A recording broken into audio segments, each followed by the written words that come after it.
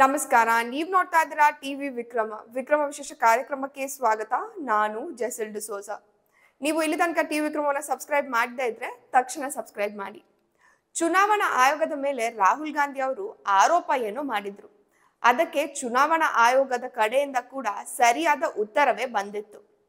ತಾಕತ್ತಿದ್ರೆ ಸಾಕ್ಷಿಗಳನ್ನ ತಗೊಂಡ್ ಬನ್ನಿ, ಜೊತೆಗೆ ನಿಮ್ಮ ಆರೋಪ ಸತ್ಯ ಅಂತ ಒಂದು ಅಫಿಡವಿಟ್ ಕೂಡ ತನ್ನಿ ಅಂತ ಹೇಳಿದ್ರು.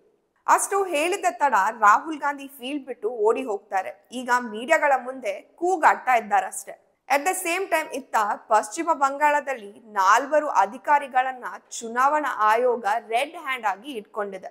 ಯಾಕಂದ್ರೆ ಈ 4 ಅಧಿಕಾರಿಗಳು ಅವರ ಲಾಗಿನ್ ಮತ್ತು ಪಾಸ್ವರ್ಡ್ ಗಳನ್ನ ಬೇರೆಯವರಿಗೆ ಕೊಟ್ಟಿದ್ದಾರೆ ಅನ್ನುವ ಕಾರಣಕ್ಕೆ. ಜೊತೆಗೆ ವೋಟರ್ಸ್ ಐಡಿಗಳನ್ನ ತಿರುಚುವ ಕೆಲಸ ಕೂಡ ಮಾಡಿದ್ರು. ಇನ್ನು ಬೇರೆ ಬೇರೆ ಇಲ್ಲಿಗಲ್ ಕೆಲಸಗಳನ್ನ ಕೂಡ ಮಾಡ್ತಾ ಇದ್ರು. ಸೊ ಚುನಾವಣಾ ಆಯೋಗ ಮಮತಾ ಬ್ಯಾನರ್ಜಿಯ ಸರ್ಕಾರಕ್ಕೆ ಆದೇಶ ನೀಡುತ್ತೆ, ನೀವು ಈ 4 ಅಧಿಕಾರಿಗಳನ್ನ ವಜಾ ಮಾಡಿ ಅಂತ, ಸಸ್ಪೆಂಡ್ ಮಾಡಿ ಅಂತ. ಆದ್ರೆ ಮಮತಾ ದೀದಿ ಮಾತ್ರ ಇಲ್ಲ, ನಾನು ಯಾವುದೇ ಅಧಿಕಾರಿಗಳನ್ನ ವಜಾ ಮಾಡೋದಿಲ್ಲ ಅಂತ ಹೇಳ್ತಾರೆ.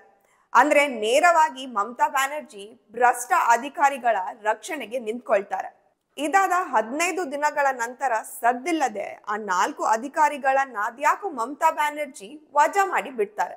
ದೀದಿಯನ್ನ ನೌಟಂಕಿ ರಾಣಿ ಅಂತ ಅನ್ನೋದು ಸುಮ್ಮನೆ ಅಲ್ಲ, ಅವರ ತಲೆ ಹೇಗೆ ಓಡ್ತಾ ಇದೆ ನೋಡಿ.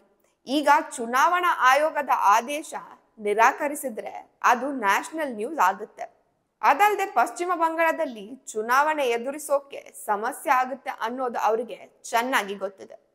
ಬೇಸಿಕಲಿ ಭಾರತದಲ್ಲಿ ನರೇಂದ್ರ ಮೋದಿ ಅವರು ಮುಖ್ಯಮಂತ್ರಿ ಆಗಿದ್ದಾಗ, ಪ್ರಧಾನಿ ಅಲ್ಲ CM ಆಗಿದ್ದಾಗ ಮುಸ್ಲಿಮರನ್ನ ನೇಮಕ ಮಾಡುವ ಗ್ರೂಪ್ ಏನಿದೆ ಅದು ಯಾವಾಗ್ಲೂ ಒಂದಲ್ಲ ಒಂದು ಆರೋಪ ಮಾಡ್ತಾನೆ ಇರುತ್ತೆ. 2002ರಿಂದ ಕೂಡ ನಿರಂತರ ಆರೋಪಗಳು ಮಾಡ್ತಾನೆ ಬಂದಿದ್ದಾರೆ. ಇದಾದ ಮೇಲೆ ಪ್ರಧಾನ ಮಂತ್ರಿ ಆಗ್ಬೇಕಾದ್ರೆ ಹೇಳ್ತಾರೆ, ಮೋದಿಜಿ ಯಾರಿಗೂ ಗೊತ್ತಿಲ್ಲ ಹೇಗೆ ಅವರು ಪ್ರಧಾನಿ ಆಗ್ತಾರೆ ಅಂತ. ಆದ್ರೆ ಮೋದಿ ಅವರು ಪೂರ್ಣ ಬಹುಮತದಿಂದ ಪ್ರಧಾನ ಮಂತ್ರಿ ಆಗ್ತಾರೆ. 2ನೇ ಸಲ ಕೂಡ ಆಗ್ತಾರೆ, 3ನೇ ಸಲ ಕೂಡ ಆಗ್ತಾರೆ.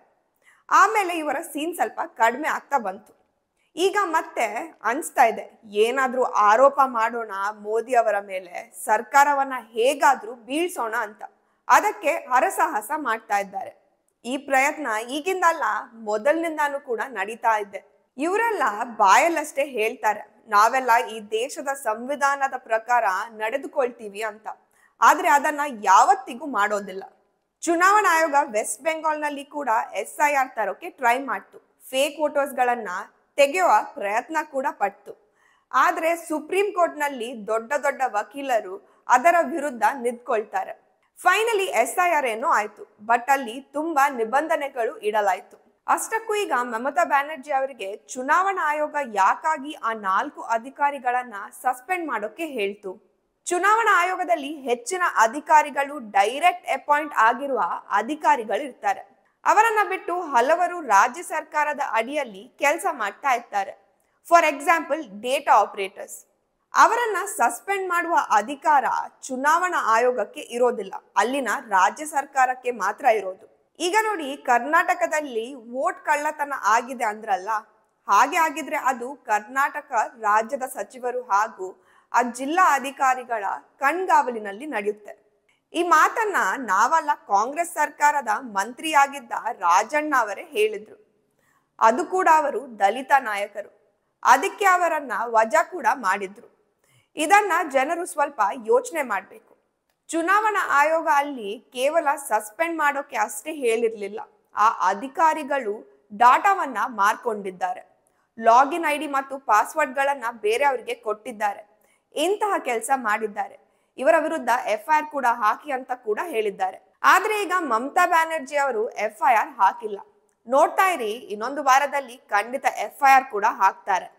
ಯಾವಾಗಿಂದ FIR ವಿಷಯ ಬಂದಿದೆಯೋ, ಪಶ್ಚಿಮ ಬಂಗಾಳದಲ್ಲಿ ಮುಸ್ಲಿಂ ಪ್ರಾಬಲ್ಯ ಇರುವ ಜಾಗಗಳು, ಬಾಂಗ್ಲಾದೇಶದ ವಲಸಿಗರ ಪ್ರಾಬಲ್ಯ ಇರುವ ಜಾಗಗಳು, ಅಲ್ಲಿ ದೊಡ್ಡ ಪ್ರಮಾಣದಲ್ಲಿ ಮತದಾರರ ಪಟ್ಟಿಗೆ ಹೆಸರನ್ನ ಸೇರಿಸುವ ಕೆಲಸ ಆಗ್ತಾ ಇದೆ. ಯಾಕಂದ್ರೆ ಮತಪಟ್ಟಿ ಸೇರ್ಪಡೆಗೆ ಸುಪ್ರೀಂ ಕೋರ್ಟ್ ಆಧಾರ್ ಕಾರ್ಡ್ ಅನ್ನ ಮ್ಯಾಂಡೇಟರಿ ಮಾಡಿದೆ. ಇದರಿಂದ ಚುನಾವಣಾ ಆಯೋಗಕ್ಕೆ ಫೇಕ್ ವೋಟರ್ಸ್ ಗಳನ್ನ ತೆಗೆಯೋಕೆ ಆಗ್ತಾ ಇಲ್ಲ. ಒಂಥರ ಚುನಾವಣಾ ಆಯೋಗದ ಕೈ ಕಟ್ಟಿ ಹಾಕಿದಾಗೆ ಆಗಿದೆ. ಎಷ್ಟು ಫೇಕ್ ವೋಟ್ಗಳಿದೆಯೋ ಅವರದ್ದೆಲ್ಲ ಫಸ್ಟ್ ಡಾಕ್ಯುಮೆಂಟ್ ಅಂತ ಇದ್ರೆ ಅದು ಆಧಾರ್ ಕಾರ್ಡ್. ಅದನ್ನ ಇಟ್ಕೊಂಡು ವೋಟರ್ ಲಿಸ್ಟ್ಗೆ ಸೇರ್ಕೊಳ್ತಾರೆ. ಈ ಕೆಲಸವನ್ನ ಕೇಂದ್ರ ಸರ್ಕಾರ ಮಾಡೋದಕ್ಕೆ ಬರೋದಿಲ್ಲ. ಮೋದಿ ಅವರಿಂದ ಸಾಧ್ಯ ಇಲ್ಲ. ಇದು ರಾಜ್ಯ ಸರ್ಕಾರದ ಅಧಿಕಾರದಲ್ಲಿ ಬರುತ್ತೆ. ಸದ್ಯಕ್ಕೆ ದೀದಿ ಮೊಯ್ನಾ ಮತ್ತು ಬರಾಯಿಪುರ ವಿಧಾನಸಭಾ ಕ್ಷೇತ್ರದ 4 ಅಧಿಕಾರಿಗಳನ್ನ ಅಮಾನತು ಮಾಡಿದ್ದಾರೆ. ಅಮಾನತುಗೊಂಡ 4 ಅಧಿಕಾರಿಗಳಲ್ಲಿ 2 ನೋಂದಣಿ ಅಧಿಕಾರಿಗಳು ಮತ್ತಿಬ್ಬರು ಸಹಾಯಕ ಚುನಾವಣಾ ಅಧಿಕಾರಿಗಳು. ಮಮತಾ ಬ್ಯಾನರ್ಜಿ ಅವರು ಸಿಎಂ ಆಗಿರುವ ಪಶ್ಚಿಮ ಬಂಗಾಳದಲ್ಲಿ 1 ಕೋಟಿ ಫೇಕ್ ವೋಟರ್ಸ್ಗಳು ಇದ್ದಾರೆ ಅಂತ ವರದಿ ಬರ್ತಾ ಇದೆ. ಈಗ ಏನಾದ್ರೂ SIR ಆದ್ರೆ ಆಧಾರ್ ಕಾರ್ಡ್ ನ ಬಳಸದೆ ಇದ್ದಿದ್ರೆ 1 ಕೋಟಿ ಫೇಕ್ ವೋಟರ್ಸ್ ಗಳನ್ನ ಮತದಾರರ ಪಟ್ಟಿಯಿಂದ ತೆಗೆದು ಹಾಕಬಹುದು. ಆದ್ರೆ ಸುಪ್ರೀಂ ಕೋರ್ಟ್ ಆಧಾರ್ ಕಾರ್ಡ್ ಅನ್ನ ಮ್ಯಾಂಡೇಟರಿ ಮಾಡಿದೆ ಅಲ್ಲ. ಈ 1 ಕೋಟಿ ಫೇಕ್ ವೋಟರ್ಸ್ ಗಳನ್ನ ಲಿಸ್ಟ್ ನಿಂದ ತೆಗೆದ್ರೆ ನೆಕ್ಸ್ಟ್ ಟೈಮ್ ವೆಸ್ಟ್ ಬೆಂಗಾಲ್ ಅಲ್ಲಿ ಮಮತಾ ಬ್ಯಾನರ್ಜಿ ಅಧಿಕಾರಕ್ಕೆ ಬರೋದಿಲ್ಲ. ನೋಡಿ, ಸಂವಿಧಾನದ ಆರ್ಟಿಕಲ್ 324 ಮತ್ತು ಜನತಾ ಪ್ರಾತಿನಿಧ್ಯ ಕಾಯ್ದೆ 1950 ಅಡಿಯಲ್ಲಿ ಚುನಾವಣಾ ಪ್ರಕ್ರಿಯೆ ಸ್ವಾತಂತ್ರ್ಯವನ್ನ ಖಚಿತಪಡಿಸಿಕೊಳ್ಳುವ ಅಧಿಕಾರ ಚುನಾವಣಾ ಆಯೋಗಕ್ಕೆ ಇದೆ.